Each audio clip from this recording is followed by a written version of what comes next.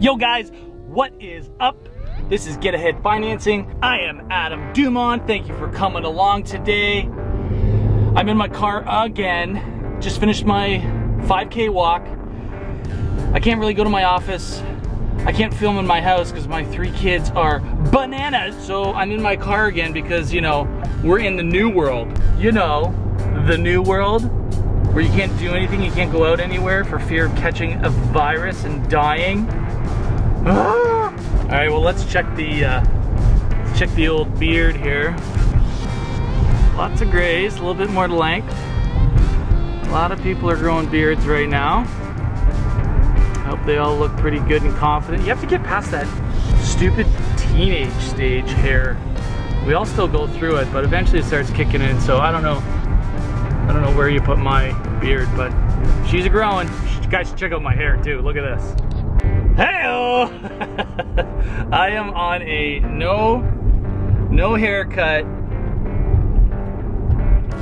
We're trying to save all our pennies we can. We can't afford a haircut right now. But that's what I'm rocking right now. Anyway, it's pretty crazy out here. Okay, I had to pull over here. We gotta get serious for a second. I really want you guys to try to do this. Close your eyes. Listen to the sound of my voice. I want you to picture yourself on vacation. Hopefully, you're on a beach, somewhere sunny, where there's sand, sun, you're on the beach, drinking a pina colada. Keep those eyes closed.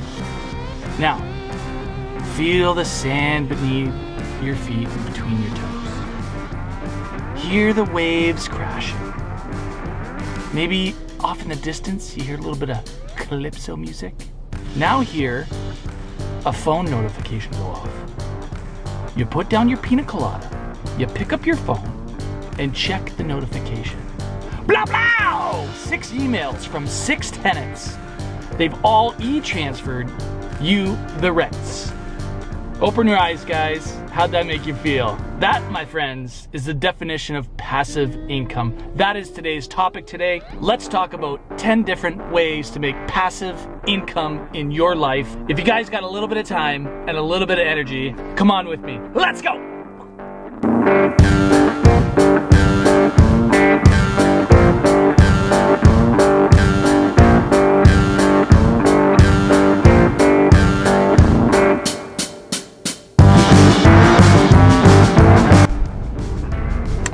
So today's topic, guys, passive income. Isn't that the dream for everyone, to just be paid to sit around and do nothing? The definition of passive income from Wikipedia is something that pays you money with little to no effort. So I don't really like everyone telling me passive income is like sitting down and doing nothing. It's little to no effort. So there is effort, but it's little to no effort. Yes, sometimes there's no effort, but sometimes there's the little effort, which is kind of a gray area, because like what is a little effort? For some people, a little effort is actually quite a lot of effort. So anyway, we're gonna go through my 10 passive income ideas that I like. You could pick all of them, you could pick none of them, you could just sit back and be entertained, or you can get off your butts and maybe pick some of these and make a little bit of passive income. So we're gonna start with the ones that have 0 effort needed, and then we'll work our way up to some that might need a little bit more effort. So anyway, here we go. I'm driving around my neighborhood right now, or my city. I just passed the house I did a deal on a while ago, maybe a year or so ago. And it was just the worst, like just the worst person to do a deal with. Like he screwed us on paying us the commission, even though we bought him a full price offer. I had to clean up his yard because he just threw garbage everywhere. The buyer that I brought to him asked for a few things to fix up at the property. He fixed it all up, and but he used like, you know, his handyman know-it-all crappy handyman work. Just terrible. Anyway, I just drove by that house. That means nothing for the video here. Okay, I'm walking backwards here. You can see behind me, look what they've done. They've roped off the swings all the playground equipment is closed.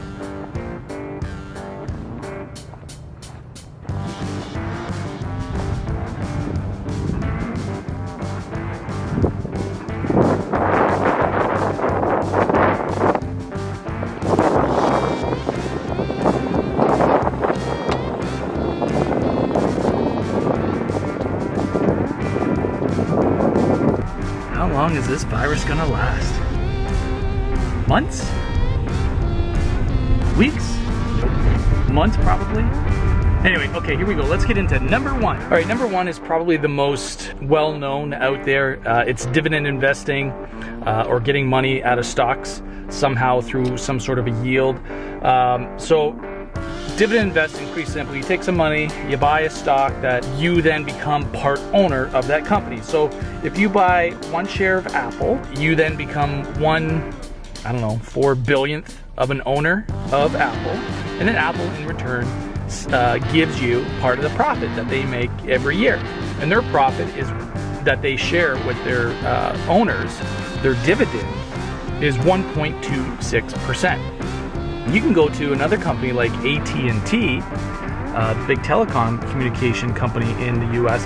They pay 7.23% in interest. Or if you want to do something where you're not buying just one stock, you're buying like a whole group, you can do the Vanguard Total Bond. And again, bonds are a little different than stock, where they're paying a 3.3% interest. There's REITs as well, which are real estate driven. There's all different sort of sectors out there, but to not really complicate everything too much, you take a little bit of your money, you buy a stock or you buy an ETF, you buy a mutual fund, and then you get back money in the form of a dividend, maybe every month, maybe every quarter, or at least once a year. So that's the easiest way. It takes little to no effort.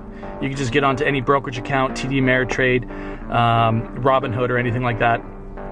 Go on, buy your stock, and you're done. Just sit back and relax. The other nice thing about buying stocks and things that pay dividends are there's fairly good chance, but there's chances they go up, they go down, but when they go up, you can make a little bit of money there too. So number one passive income idea is buying dividend stocks. Okay, number two, probably my favorite of all of them, it's rental income.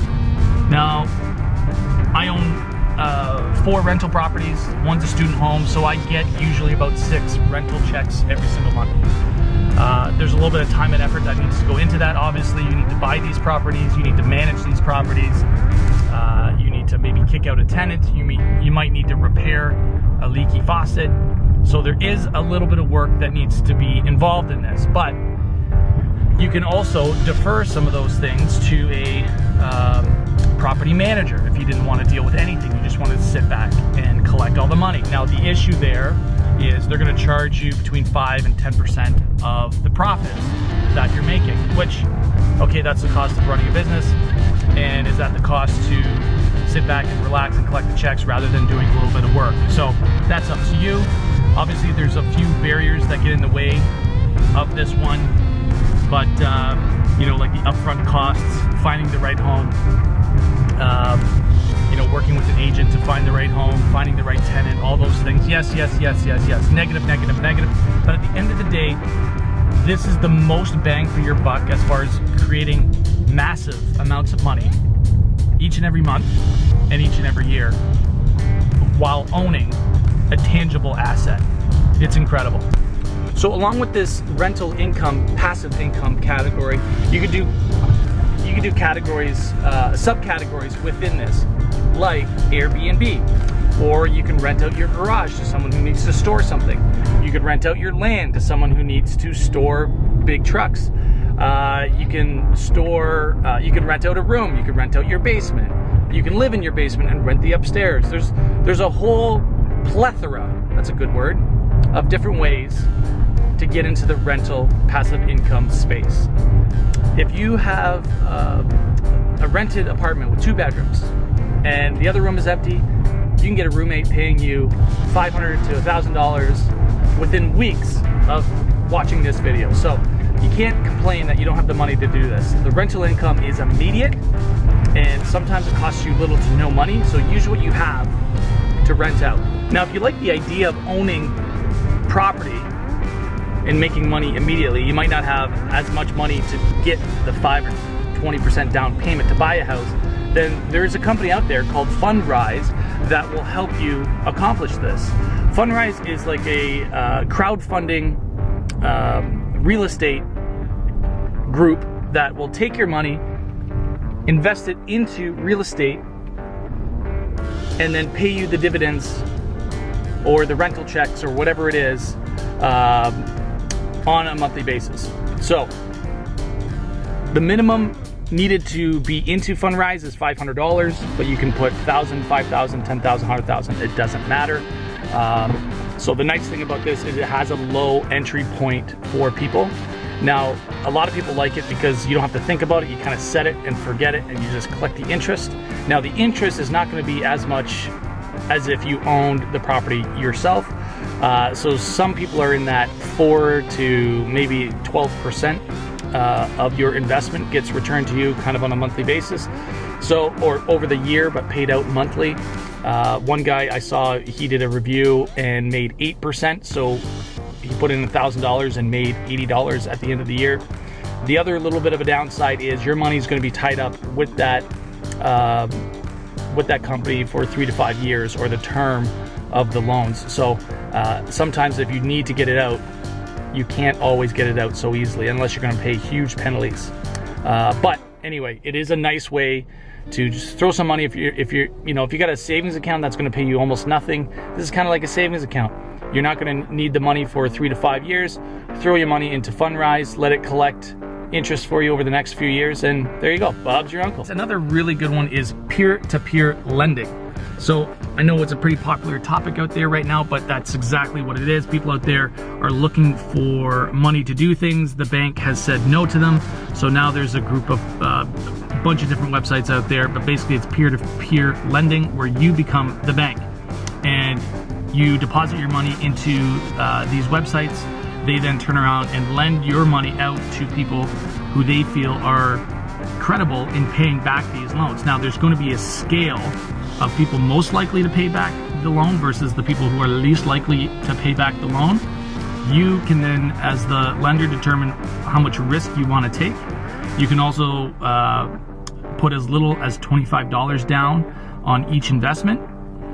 So you could spread out your risk across a bunch of different risk tolerance levels. And again, your money's going to probably be tied up in that 3 to 5 year period, or whenever the loan is done being paid. So again, if you want to get your money back out, it's going to be a little bit harder than, let's say, stocks, which you can sell immediately. But it is another great way to just, again, set money aside, diversified in its own little Fundrise account, or a peer-to-peer lending, or in real estate, or use all three. It's a great way to diversify your money and then just let it work. That's passive income. I've seen a lot of guys do, I think it's called retail arbitrage or product flipping or something like that, where you find something either on Amazon or on Alibaba, or you actually go physically to the stores like dollar store or garage sales. You find something that you personally know a little bit about. You find the gems that you can find, and then you turn around and you sell them on eBay and or Amazon again. So this one's going to take a little bit of time to educate yourself about certain products. So maybe you're into baseball cards, hockey cards, maybe you're into Lego, maybe you're into puzzles, or you're into who knows, like statues or lawnmowers or whatever you can find at garage sales. But the more you educate yourself on what's a good deal, what's a bad deal, you go to a garage sale, it's basically people throwing out their garbage. If you go to Marshall's, or if you go to other stores, there's very specialty items. For example, Reezy's, let me get his name right, Reezy Resells. He's a great YouTuber that you should check out if you're thinking about doing this retail arbitrage work. He walks into stores and he'll spend 2 hours in there going through and scanning the codes to find out what that product is selling for on eBay. And if it's a good deal and he feels like he can make 20 bucks quickly, he'll buy that product and he'll buy the whole shelf out. just, I've seen him do a lot with the shoes, so he kind of knows shoes a little bit. Specialty items in the shoes, like let's say baseball cleats or football cleats. A lot of times those will go on sale at these stores like Marshall's in the US. So he'll go in there, grab a bunch of those, and then just sit and wait for buyers to buy them on eBay and or Amazon. So it's a good way to, you know, if you got an extra little bit of time, remember, passive income is little to no time. So we're starting to get creeping up a little bit more in time, but it's not physically hard labor. It's not like you're going out there roofing or lifting cement bags every day. You're just walking up and down shopping malls, checking out the codes to see what they're selling for online. So anyway, take a little time if you're thinking about doing that. It's a really fun one. When you see a product on sale that you know you can sell, it's pretty rewarding. Okay, this one's a little bit different, but it's day trading in stocks. So when I talk about day trading, a lot of us don't have the money, a lot of money to throw at these stocks. But again, passive income means little to no time spent. So I want you to spend a little bit of time educating yourself on how to day trade, looking for certain patterns. There's a big thing with day trading regarding the Fibonacci sequence. So there's lots of people out there, lots of courses that you could sign up for and learn how to day trade. You can take a little bit of money and each day make $10, $20, $40, $100, $400, $1,000 a day. You know, some YouTubers out there are claiming that they're making quite a bit of money. So day trading is something that you don't necessarily need to have a degree in. You just get in there. If you have a little bit of money, you fill up your brokerage account, let's say TD Ameritrade, and then you just start watching stocks, and if they hit certain patterns, you sell them. When they hit other patterns, you buy them, and you lock in your profits. Now, the only thing I don't like about this is I don't like the odds of this. 80% of people who day trade usually lose money. That is typical of any sort of industry. I'm in the real estate industry. I'm a real estate agent. 80% of the agents sell, or sorry, 20% of the agents sell 80% of the properties. So there is that product principle that's out there that you do have to be educated. The people that get after it the most, that learn the most, usually do better. So if you're going to do this day trading one, just stick to it. Start small, practice, maybe use a play money account for the first few months, pay some courses to get educated in it. Again, it's very little bit of education could pay off in the future. Maybe you only master a couple of different scenarios, a couple of different buy signals, a couple different selling signals, and you've got it made, and you're just making 10, 20 bucks a day. That's all you're looking to do. So anyway, day trading is another one. There's a great company called Turo, and they will rent your car out. So this is a great idea for people if you have an extra car laying around, or if you don't need your car, or you can go buy a car and give it to them to rent out. So there's about 2,500 locations across the US. I think they're in about 300 or so airports, so they're in dense areas. Usually, on average, people that are using this system are making about $600 a month. So there's a benefit for the person giving the car to the company. The benefit to the end user who's renting the car is usually about 30% discounted from the other big guys, like Enterprise, Rent-A-Car, Budget, and those kind of things. So it's a win-win all the way around. So if you do have a nice car or an extra car that's just kicking around, you can give it to Turo. They'll rent it out, and you can collect monthly income by doing nothing. Now, the negative to that one is obviously someone else is driving your car. They're putting use and wear and tear on your car. They could get in an accident, although there are insurances that cover this type of thing. But for the most part, there are slight risks. But for this one, you don't really have to do too much, other than maybe you're one of those guys who wants to go and actually buy a nice new car and have this company basically pay it off for you in a few years, and then you have a free car. That's a great idea. Anyway, think about that. Turo, the car rental company. Look it up. I'm just driving by a property that I checked out earlier last year. Just a beautiful property, be worth north of $1 million. Anyway, we were really excited to get that one on the market, but man, this virus has changed a lot of people's perspective about what to do. A lot of people are just sitting on their hands. So anyway, how about car wrapping? There's companies out there that will wrap their company logo on your car. Depending on what kind of car you have, how much you drive, where you drive, and the amount of hours you drive will determine how much these companies are willing to pay you to put their logo on your car. And then once the logo's on their car, or on your car, you're done. You just drive like normal, don't think about it. And some of the research I've done looks like you can do about $200 to $1,000 a month with some of these companies. Some of them are more seasonal, you know, like the energy drink kind of things, and some of them are a little bit more consistent throughout the year, so you have to do a lot of research, and you also have to watch out for scammers out there.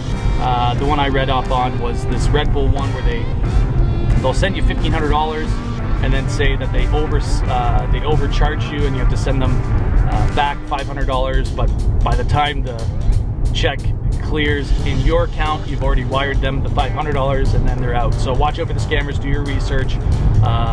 Hopefully there's other people that have done these wraps as well. So I haven't done it, but it does look like it's something where passive income is the name of the game for it. You just get your car wrapped and then drive like normal and advertise for these people. So anyway, car wrapping. This one here is a little bit more work, buying a business or buying part of a business or starting a new business.